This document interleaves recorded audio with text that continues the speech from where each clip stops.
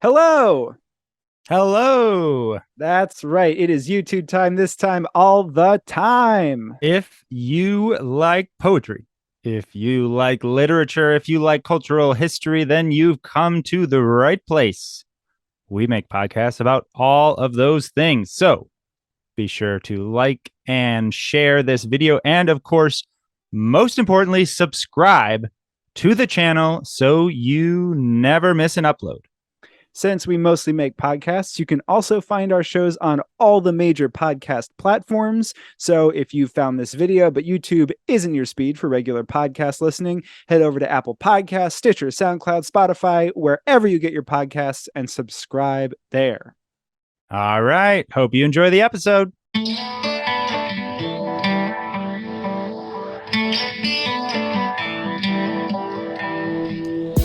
Hello and welcome to Close Talking. I am one of your co-hosts, Connor McNamara Stratton. And we have not quite a new episode for you today, but we thought in honor of Joy Harjo's recent appointment as U.S. Poet Laureate, we would rebroadcast our episode on her poem, An American Sunrise. She said that part of her aims as Poet Laureate would be, quote, a healing of people speaking to each other with each other. I really believe if people sit together and hear their deepest feelings and thoughts beyond political divisiveness, it makes connections. There's connections made that can't be made with politicized language. Joy Harjo also will be the country's first Native Poet Laureate. She said, it's such an honoring for Native people in this country when we've been so disappeared and disregarded. And yet we're the root cultures, over 500-something tribes, and I don't know how many at first contact. But it's quite an honor. I bear that honor on behalf of the people and my ancestors. Just as, our little not desperate plea, if you have a chance and you can rate us on iTunes, we really appreciate that. We've gotten some really heartwarming and thoughtful reviews. And if you have any questions or want to leave some feedback or just want to get in touch in any kind of way, you can reach us on Twitter at Close Talking, and you can reach us by email at closetalkingpoetry@gmail.com. And without further ado, here is Joy Harjo's American Sunrise. Hello, and welcome to an all-new episode of Close Talking. I am Jack Rossiter-Munley, one of the co-hosts. And I'm the other one, Connor McNamara Stratton. We are here today to talk about a great poem called An American Sunrise by Joy Harjo. Probably the most pertinent thing to know about this poem is that it is what's known, apparently, as a golden shovel poem, where the last word of each line, in order, are words from a line or some lines of a Gwendolyn Brooks poem. So, and specifically, like one poem, right? Right. Specifically, her very famous poem, often called We Real Cool, which is actually titled The Pool Players 7 at the Golden Shovel. And each line of this poem does indeed spell out a line from that poem. The poem, as I said, was written by Joy Harjo. She has won way too many awards to actually list them here. So I encourage you to look her up on Wikipedia and read about the, no joke, 50 or so awards that she's won over the course of her storied writing career. Dozens of awards. Because in addition to being a very accomplished poet and writer, she's also a visual artist, and she's won a ton of awards for that too. So basically every award. She was born in Oklahoma. She's from the Muskogee Creek Nation, and she was one of the writers who was part of the Native American Renaissance. She came in sort of later on. She's sort of what's known as the second wave of the Native American Renaissance, which is kicked off primarily by the book House Made of Dawn by M. Scott Momaday, which was published in 1968. And there's a little bit of pushback, I know, against the nomenclature of the Native American Renaissance, because some people feel like it downplays the contributions to culture and writing that were being made all along by Native Americans. And I think there's some truth to that, but it is generally how her career is described. So with slight qualms, I'll mention her in that context. She's great. What book is this from? Oh, it's from from poetry. It's from Poetry Magazine. Yeah, in 2017, right? Yes, this poem was originally published on February 1st, 2017 in Poetry Magazine. And it is loosely tied to this musical project that she's been working on about the involvement of Native American people in jazz music specifically. And I think that comes out in the poem itself. Yeah. But this is An American Sunrise by Joy Harjo. We were running out of breath as we ran out to meet ourselves. We were surfacing the edge of our ancestors' fights and ready to strike. It was difficult to lose days in the Indian bar if you were straight. Easy if you played pool and drank to remember to forget. We made plans to be professional, and did. And some of us could sing, so we drummed a firelit pathway up to those starry stars. Sin was invented by the Christians, as was the devil, we sang. We were the heathens, but needed to be saved from them. Thin chance. We knew we were all related in this story. A little gin will clarify the dark and make us all feel like dancing. We had something to do with the origins of blues and jazz. I argued with a Pueblo as I filled the jukebox with dimes in June. 40 years later, and we still want justice. We are still America. We know the rumors of our demise. We spit them out. They die soon. Cool. Awesome. There's a lot going on in that poem, but I have to say, what a way to start a poem. That first sentence, we were running out of breath as we ran out to meet ourselves. Yeah, I know. It's so good. Yeah, it's so right to put the breath first and then ourselves second. Because I love imagining the exhaustion and just like finding yourself, which presumably is where you are, but it's not. Yeah, and it retains the energy, because if you said we ran out to meet ourselves and ran out of breath, it makes it sound like you got tired doing it. But here it's like this joyous exertion that's too great to contain and is necessary. It's really quite something. Yeah, I agree. Yeah, and just so you mentioned that it's from that Brooks poem, and I just wanted to read that poem real quick because I just think that its echoes with the original are very interesting. So it goes, we real cool, the pool players, 7 at the Golden Shovel. We real cool, we left school, we lurk late, we strike straight, we sing sin, we thin gin, we jazz June, we die soon. And so this poem starts at we strike straight, and then the end of each of Harjo's lines is a word in the Brooks poem.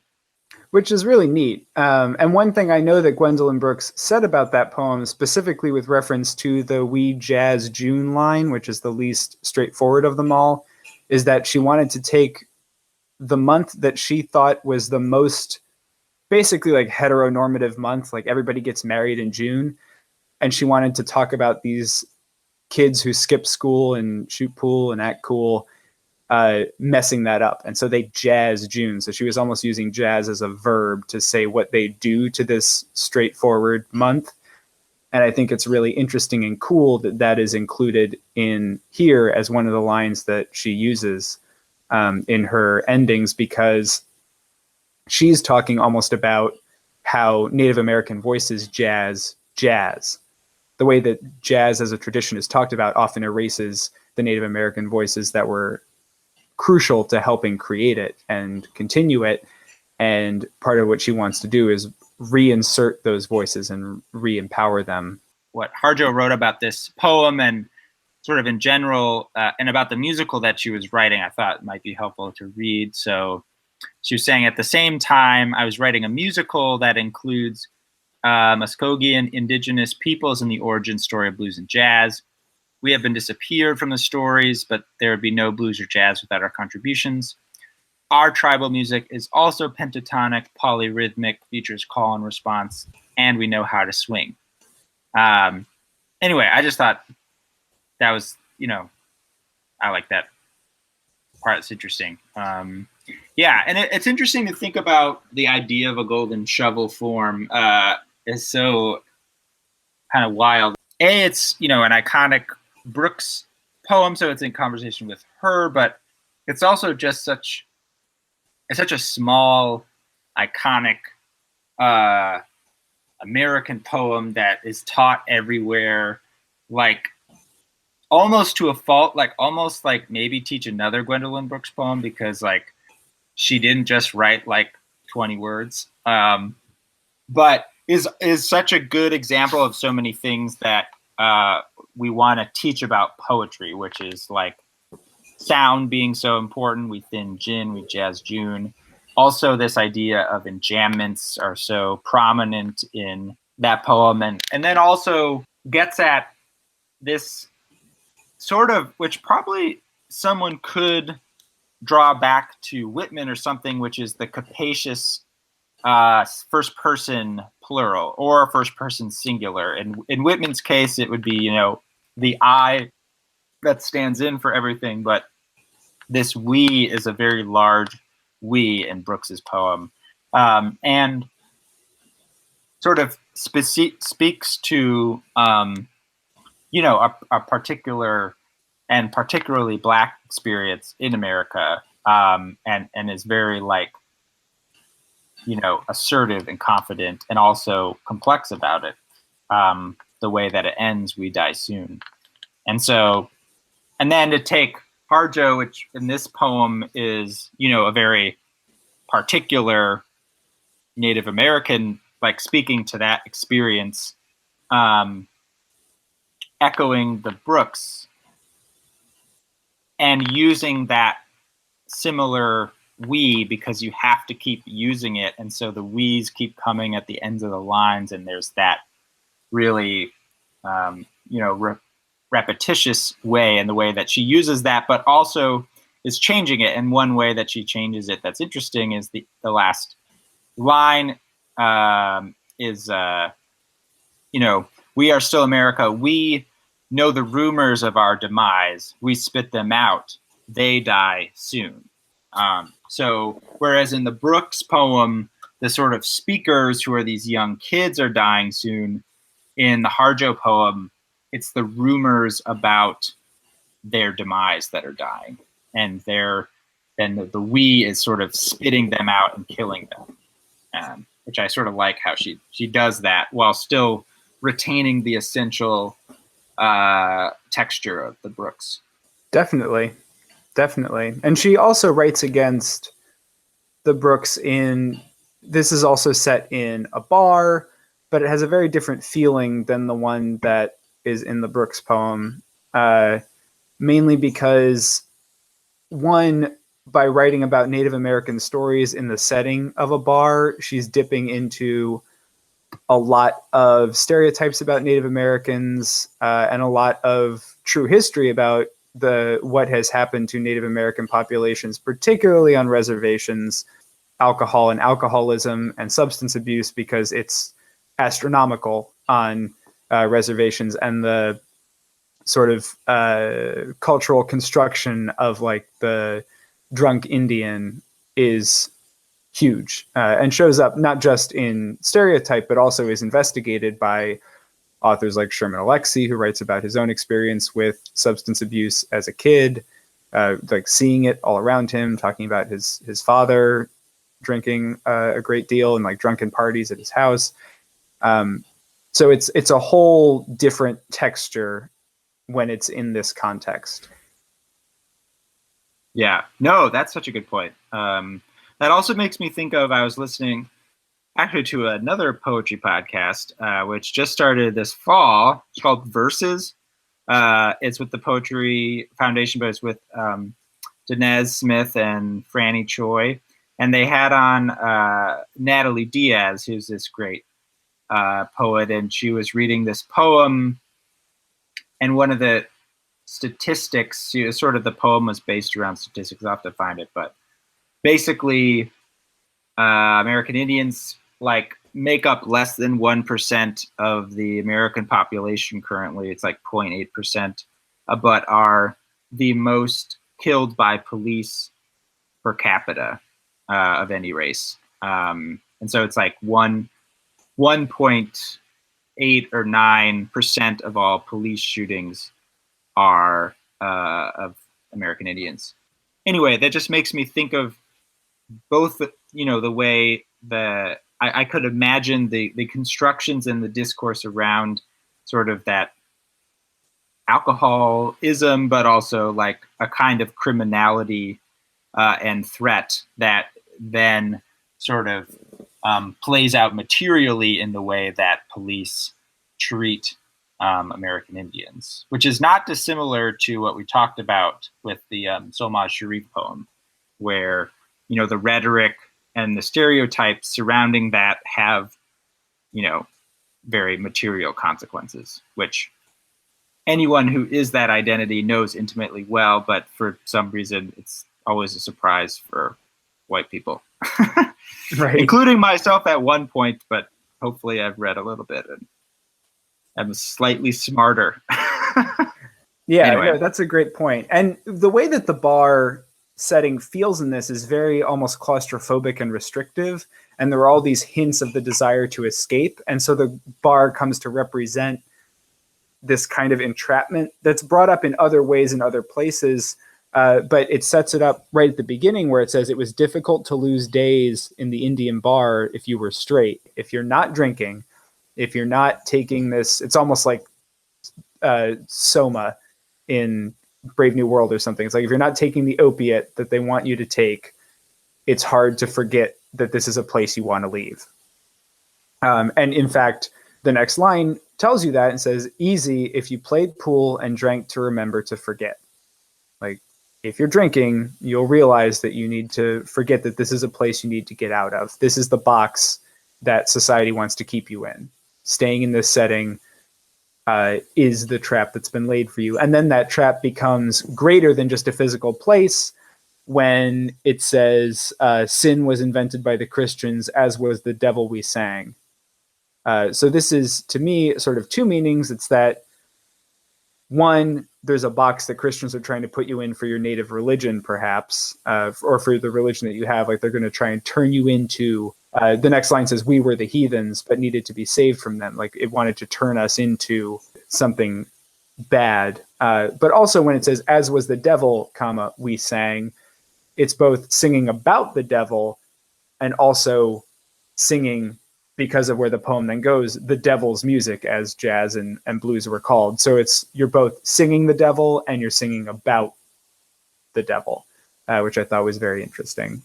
Yeah, that's cool. I like that a lot.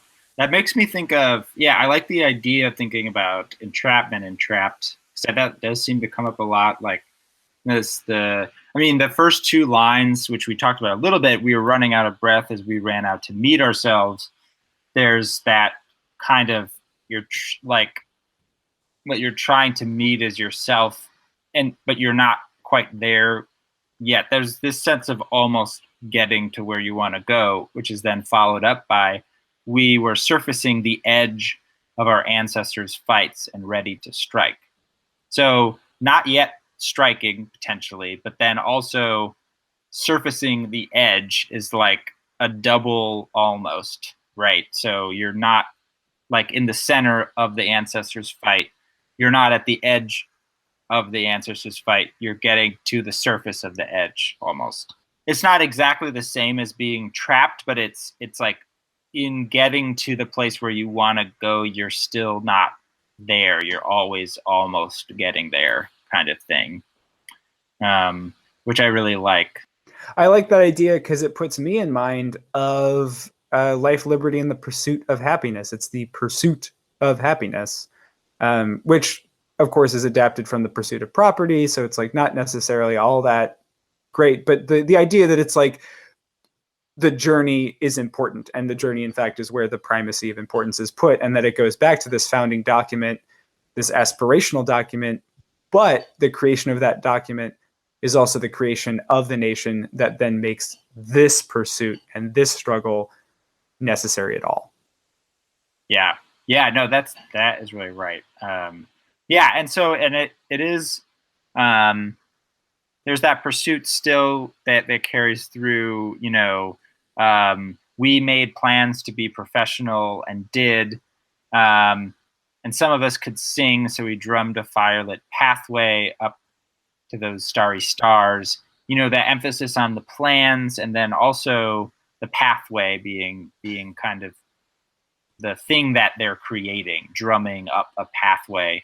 And then at the same time, at the end, that line, "We are still America," is sort of in tension with that, because it's like this constant identity, that the speaker needs to assert, that as much as we're aspiring, and maybe they're not in tension with each other, like ultimately, but there is this kind of aspiration and almost and being trapped. But then at the same time, it's like, we are still America, and you can't forget us, and we will always be this, no matter what you do or what you rumor about us, basically, which is powerful. That's really interesting. I have a couple thoughts about those two sections that you point out. The first, where you were talking about some of us could sing, or we made plans to be professional and did.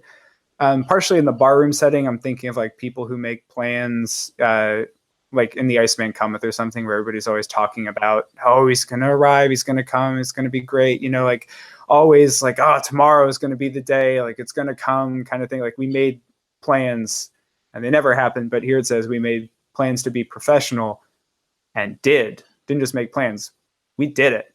Mm-hmm. And then to follow that up with, some of us could sing, so we drummed a firelit pathway up to those starry stars.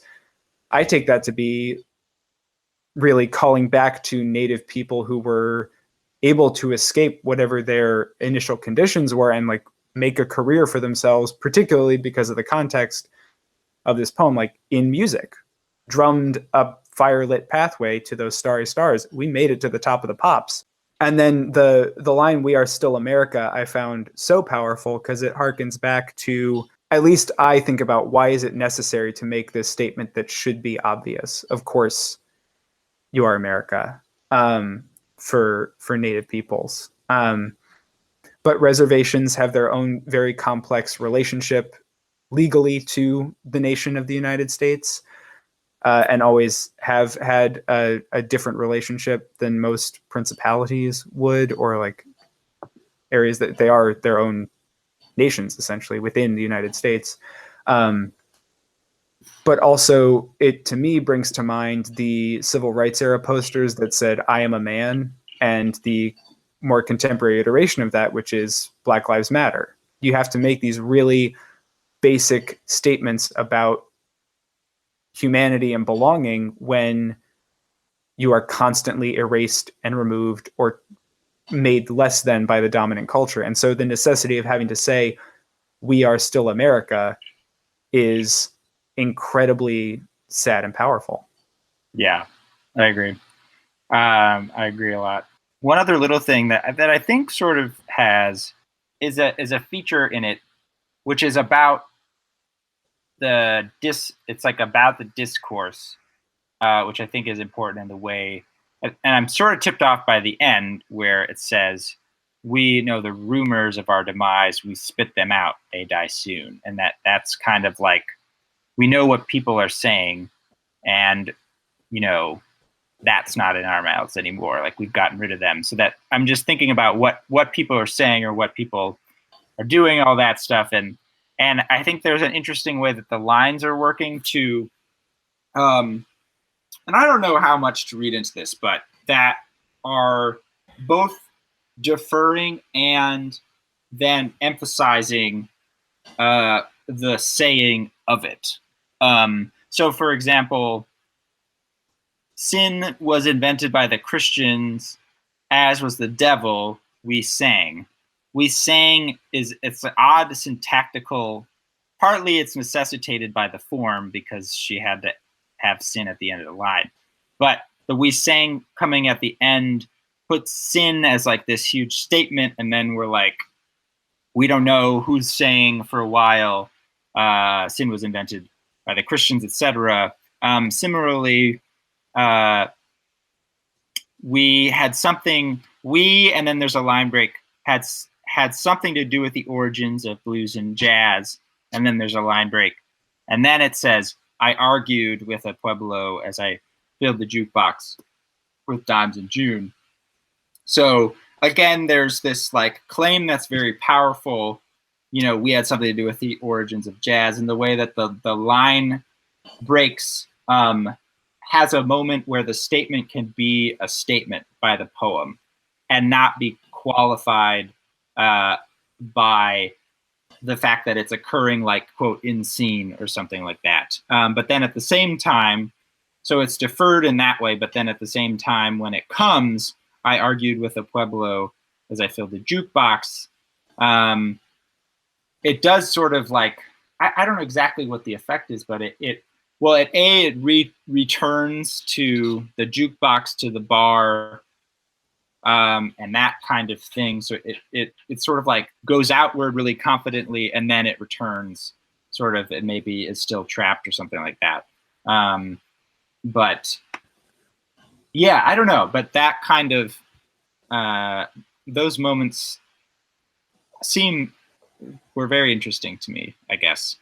They are interesting. I have a question related to that in a second, but I like that you drew out the I argued with the Pueblo as I filled the jukebox, because that to me is saying that like the erasure is so deep that even this other Native person doesn't know about the origins of blues and jazz that involve Native voices. And this conversation is not a conversation, it's an argument. She has to prove her point to this person. And I almost take the as I filled the jukebox with dimes is like, no, I'll show you, like, here's a song by a Native person. Here's a song that has a Native personality. Here's another one. Like, I'm going to fill this jukebox, and every song you hear, dozens of them, is going to feature these voices, and you don't even know, like, how is this possible? It's like tearing her hair out almost.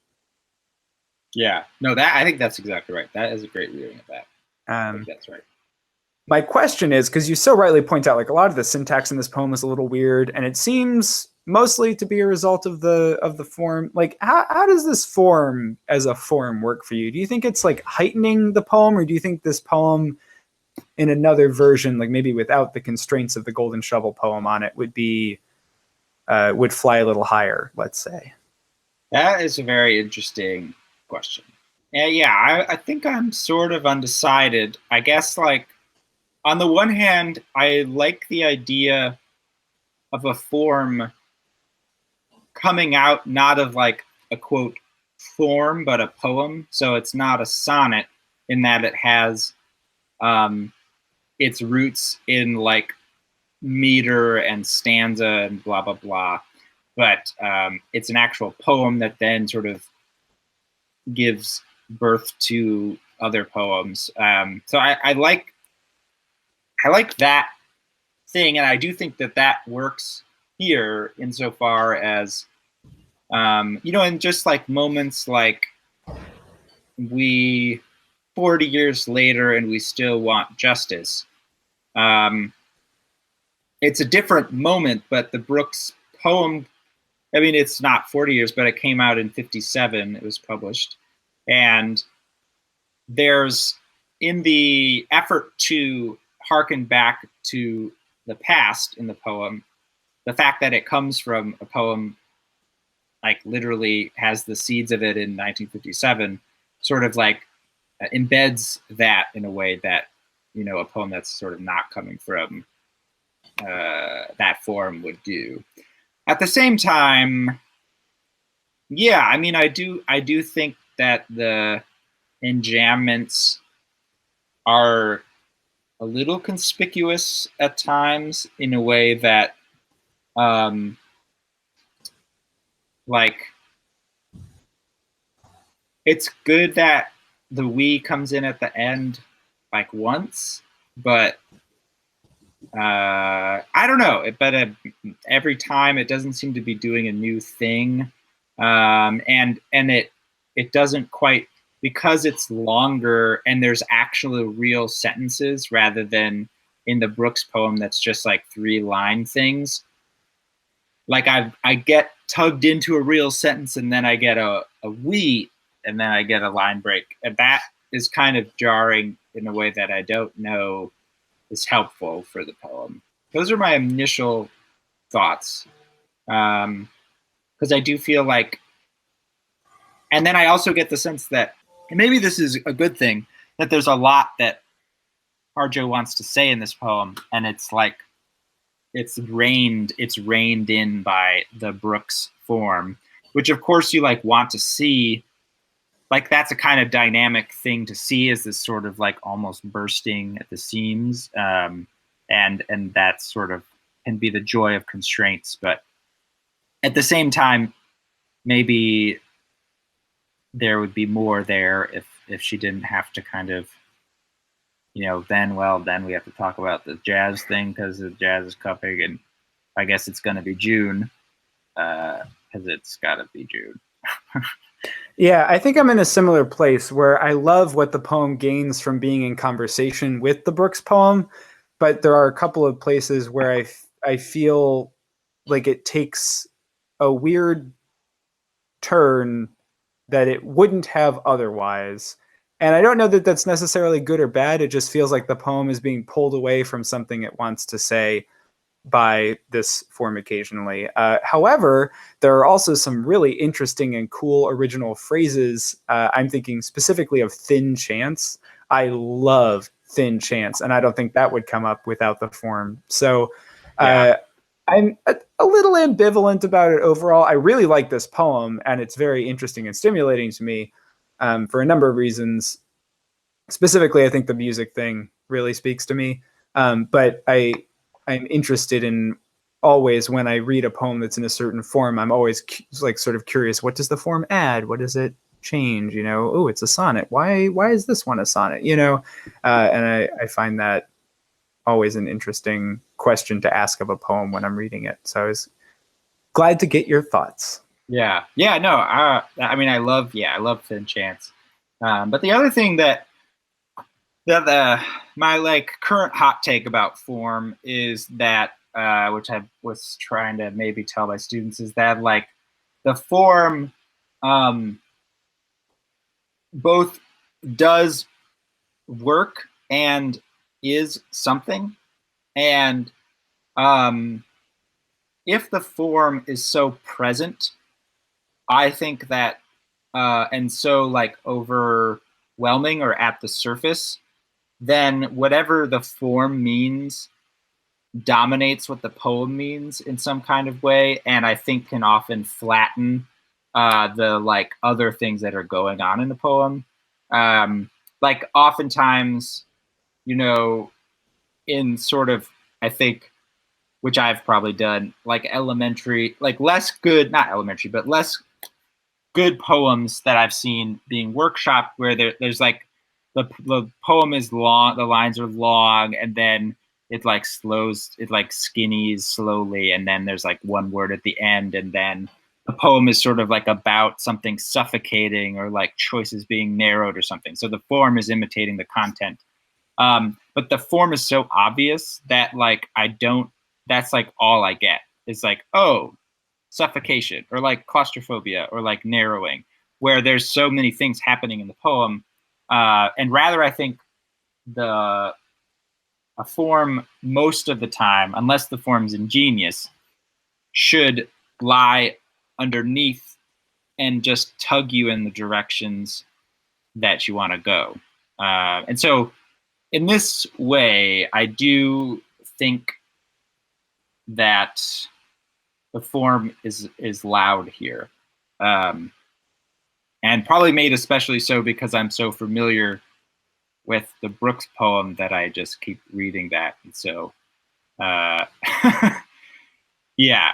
So it's possible that at some point, maybe later on, it'll be less overbearing. But in the current moment, for me, it's a loud form that I think the poem could be better served by, maybe not having it.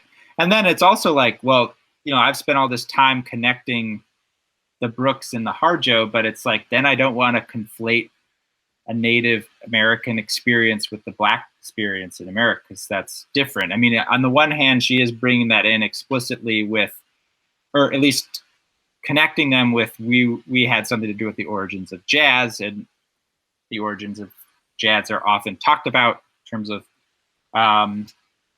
like African American contributions, but it's not the same, and she's not saying it's the same, and so I wonder if that form leads to a disservice of the reading of it, where it's like supposed to be about something that, because it's talking about the Brooks poem, I'm reading into this other dimension that it doesn't want.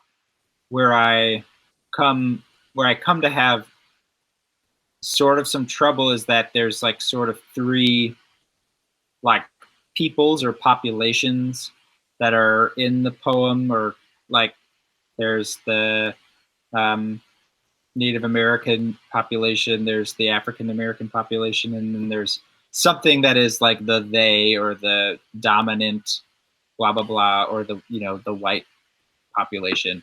And so a lot of the poem is explicitly against the they, or writing against that, or the what I would assume to be the white population, but in that the form is like so intensely, as you say, repurposing the Gwendolyn Brooks. There's some ambiguity as to like how much resistance is in this direction and how much is in that direction, I guess. But that's nevertheless interesting. So, and it would be, I mean, I do feel like I should probably do some more research on how the conversation about the origins of jazz and blues came about, because I just wonder who was involved, who exerted their influence to make this the story and not another story. Yeah.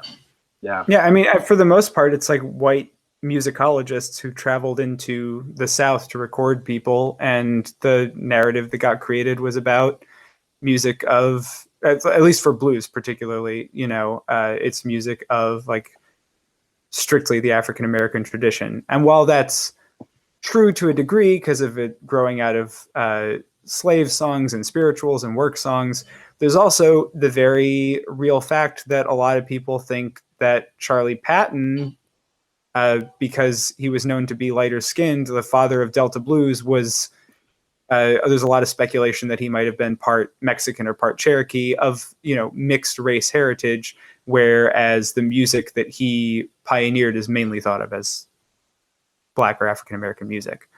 And there is this multiplicity of heritages at work. I want to make sure to mention, because there's a documentary right now called Rumble, which is about the influence of American Indian voices in rock and roll. And the title of the documentary comes from the song Rumble, which is an instrumental by a Native American guy, Link Ray. That was like one of the first recorded uses of distortion. It like had a huge impact on basically everybody who picked up a guitar. And it also shines a light on a lot of people who are not primarily thought of as either being Native American or of having Native ancestry, such as Jimi Hendrix, for whom being part Native was very important to him. He had, I believe, a grandparent.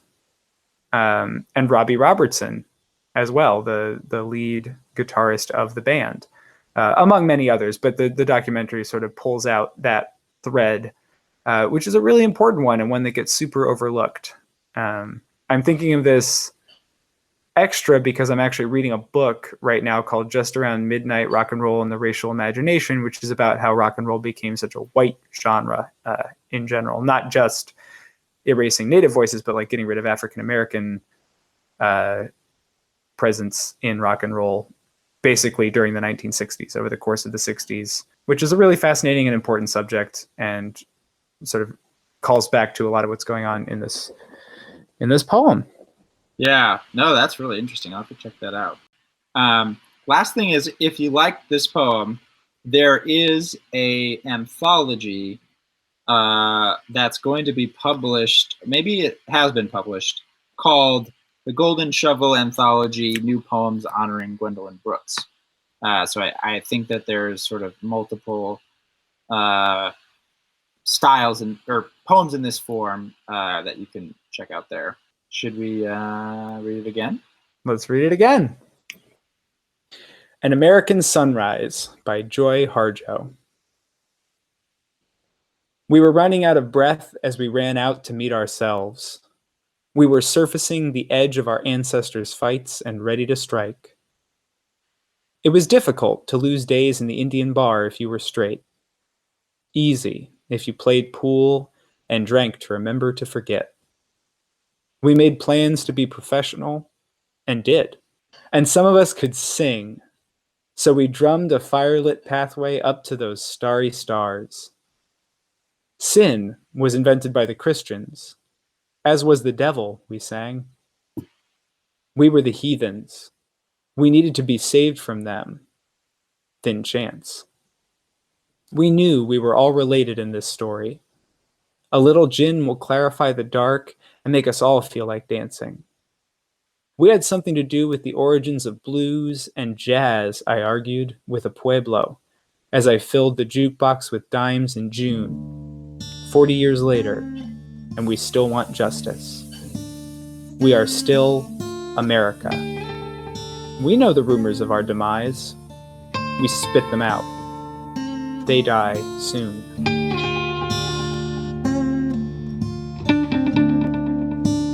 Hey, thanks for listening.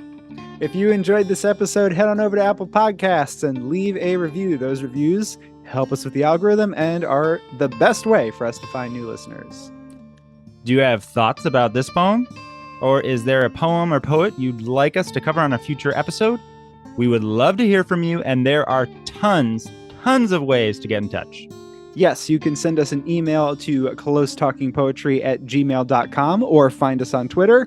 I'm at Jack Rossiter Munn, Connor is at Connor M. Stratton, and the show is at Close Talking. On Instagram, we are at Close Talking Poetry, and we are on Facebook at facebook.com/closetalking. And speaking of all of those many and varied social media platforms, a very special thank you to our incredible social media manager, Corey Chena. Woo woo!